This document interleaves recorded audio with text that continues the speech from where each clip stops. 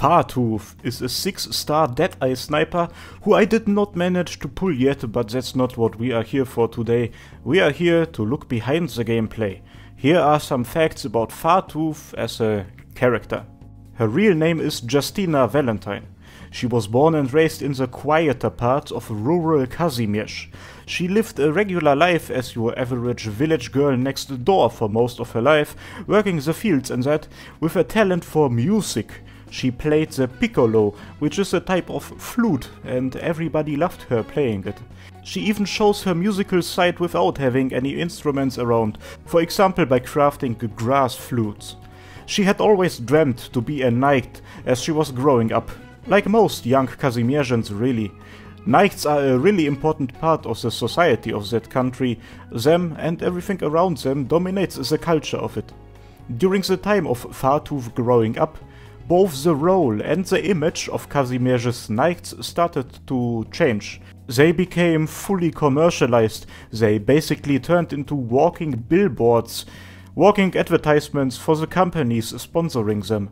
Fartooth did not like that at all, but the existence of knights like the Radiant Knight kept Fartooth from changing her opinion on knighthood. And once she reached adulthood, she made the decision to pursue her dreams. She made the decision to leave her life as a village girl behind and venture to the Grand Knight territory. This was a very fateful decision in more ways than you might imagine, because one of the first things that happened after she embarked on that journey is that she got into an accident which infected her. She still recalls this day way later. Numbness spread from my palms to my fingertips. This was the first ever time when she wasn't able to hold her own sword. It must have been mad horror for her. And while being infected on its own is already one of the worst things that could happen to you in the world of Arknights, it was even worse for Fartooth herself, because it nearly ruined her entire dream. Once she got to the Grand Knight's territory and wanted to register as a competition knight, she wasn't accepted, because of her infection. For 3 weeks she was just wandering around the city, not knowing what to do. As I said though, it only nearly ruined everything for her. A man called the Blood Knight won the Kazimierz Major and used it to pass the Infected Knights Act, which would allow infected knights to register in the competition. And 3 weeks after the Blood Knight's victory, infected were in fact allowed to register. Problem was, she by now had no money to pay for her registration fee. In order to get the required money, she went ahead and participated in a bunch of illegal underground black market fighting tournaments. Fartooth applied again after gaining the funds, and this time she wasn't rejected. She became a proper competition knight and entered the Kazimierz Major during the same time as the Maria Nearl event started, and she gathered quite a bit of fame, not gonna lie. She had genuine fans and supporters, and, most importantly, a pretty sweet income. Warfarin, who examined Fartooth once she got to Rhodes Island, would later say that she probably only managed to stay as healthy as she is because her competition knight salary would allow her to afford adequate treatment. So, Fartooth was doing her thing, the Maria Nearl event articles called her a star even, and she was officially knighted. During that time she got many invitations to nightclubs sponsored by the big corporations of Kazimierz. She rejected all of them, just like she rejected my Orundum. That's what earned her the title Fartooth Knight. What do teeth have to do with rejection? I don't know, that's what her files said. I do not make the rules. Now, the politics behind the nightclubs are a pretty big deal. You can probably imagine that there is a crap ton of money involved with them. A semi-famous competition knight rejecting every sponsor possible was quite a thing. But not only that, the newly knighted Fartooth Knight made a statement saying that she considers forming her own nightclub. That was controversial, to say the least. Let's just say, certain parts of the Kazimierzian elite did not like that at all. From then on onward, she had a bunch of trouble out on the streets, in the most literal sense. Members of the Armorless Union, an organization of assassin knights, disguised as regular Donnies, were trying to physically harm her. She describes that stuff as quite the hassle, which probably really undersells the danger this posed to her.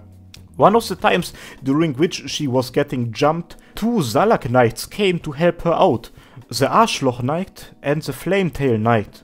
This video is not about them, so we won't get into details on them.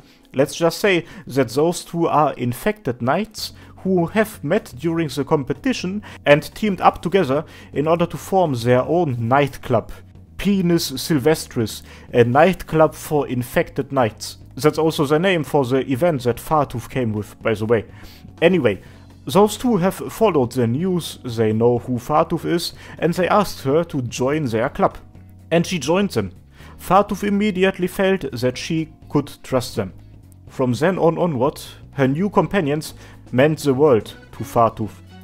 And she was a fine addition to Pinus Sylvestris. In fact, she was considered to be the strongest one of all the club's knights. While she was not only a strong and skilled fighter, she was also very good at cooperating with allies and coordinating with them. She was very flexible and often would change her own tactics to match the style of the people fighting by her side. Those are all qualities which she shows to this day. Pinus Sylvestris was not your average nightclub. They would not only fight in regular competitions, they would fight outside of the arena as well, mostly in order to protect infected Donnies, from random kids from the streets to minors who recently got infected. They protected all of them and helped them out in life. Because of that, they were very involved with the behind-the-scenes fighting of the Kazimierz Major. They were fighting the Armorless Union pretty much on a regular basis. In one of the Pinus Sylvestris stories, we can see how they did stuff like that. We see Fartooth help a man break out of being confined by the Union. Shevchik, the Plastic Knight, who actively opposed the Kazimierzian system after an open dispute with them. Some of you might remember him as one of Maria Nearl's opponents from her event. Helping him was her own personal decision, by the way. While she doesn't really care about Shevchik himself, she knows that this man has a son who would be alone without his father. That's why she ended up doing that. There's a bit of a blank spot in the timeline of Fartooth's story next. We had her growing up, her struggles of knighthood, the Pinus Sylvestris involvement, and then we hit this point. The Maria Nearl story and the Maria Nearl news articles both say the following about what happened next. Sophia Nearl wanted Maria Nearl to take Fartooth as her partner for the next round of the Kazimierz Major, since the next round would be a 2 vs 2 fight. Very shortly before the start of that 2 vs 2 fight, the news suddenly reported that Fartooth got into an accident last night and has been missing ever since. Fartooth immediately feels that this most likely was not a regular accident, yet we do not get to see what actually happened. Now, I have to say I do not know what really happened here. It is possible that I have missed a clue to what actually happened during that accident, quote-unquote, or maybe her being missing refers to her lying low after helping out the Plastic Knight. Both is possible. We will most likely find out what really happened once the Netorare Night event hits us, which will be very soon at the time of me making this video. Anyway, after that hole and the climax of the Kazimierz Major, which again we will see in the next event, Pinus Sylvestris formed an official alliance with Rhodes Island. They receive horrific treatment and fight for Rhodes Island in exchange. The next chapter of Fartooth's life. The first impression she made on both everybody at Rhodes Island and the people of Pinus was very similar. She always seemed very reserved and difficult to approach, yet in the end she would turn out to be really nice and gentle when talking to her. It's a fact though that it's sometimes very difficult to understand what she is saying. Yet, if she notices that you didn't understand her, she will do her best to elaborate on her thoughts. Fartooth is a very melancholic person. You will very often encounter her just standing on the deck of the Rhodes Island landship, thinking about her hometown. She misses working on the fields and that. She misses the simple life she once had. She talks to you about it as well. Even though she really misses her home, she knows that she will never be able to see it again. there is no home for the infected in Kazimierz. It's quite sad, really. She lived in a village, longing for leaving and becoming a knight, and once she had achieved that, she wants nothing more than to return to the life she originally lived. Appreciate what you have, gamers. Do you know who I appreciate? My lovely channel supporters and operators, and my wonderful channel commanders. Ankoku, Ezreal, Carousel Eva, Chris, Daniel Henriquez, Demoboy125, Erwin Heckler, Eisel, Gabes on Frames, Jimshot First, Longo, LWKY, Neo, Written, and Zephyreenix. Thanks a lot for your support, guys, and to you, thanks for watching, and I hope that I will see you next time. Cheers!